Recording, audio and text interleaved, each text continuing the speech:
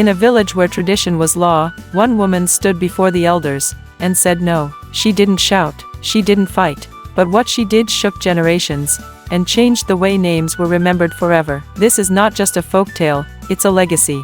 In our village of Ntando, where the hills hum with wind and stories travel faster than drums, it has always been tradition that when a woman marries, she takes her husband's name. Not just his family name, but his name. If a man is called Kato, his wife becomes Nakato. It means, woman of Kato. That's the way it's always been. But then came Afiya. She was the daughter of Manoni, our healer. Even as a child, Afiya walked like someone who had already seen the world. She asked questions others were afraid to think. And when she laughed, you felt it in your chest. When Bakery, the blacksmith's son, asked for her hand, the whole village was surprised she said yes. Bakery was gentle, respectful, but marriage meant stepping into old rules. And Afiya never stepped quietly. The wedding was joyful, drums played, goats were roasted, and women danced until their feet hurt. But on the third day, during the naming rite, everything changed. They brought her forward, told her to kneel, and said, "From this day, you are Na Bakery." Afiya stood up. She looked the elders in the eye and said calmly, with respect, "I will not take his name. I will keep mine." The silence was heavy. Elder Micaiah frowned. "That is not our way."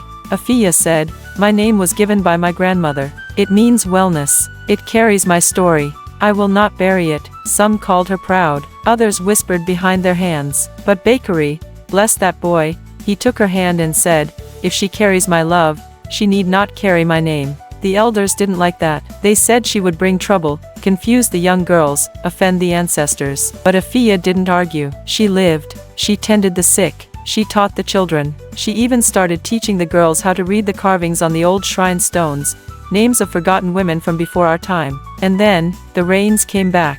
Crops grew fuller. The river flowed clear again. Some said it was just luck. Others said, maybe the ancestors are not angry at all. Soon, other women began to ask questions. Not all kept their names, but they began to choose, to add, combine, remember. Now, years have passed. Afiya is still Afiya, not Na Bakery, just herself.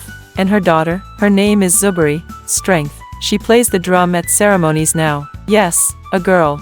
So when people ask me, is it true, a bride once refused her husband's name? I smile and say, not refused. She remembered her own. And that is a story our village will never forget. If this story touched your heart, share it with someone who believes in strength and tradition. Like the video to keep our stories alive. Subscribe to hear more voices from the village, and help us pass these tales from fire to fire, generation to generation.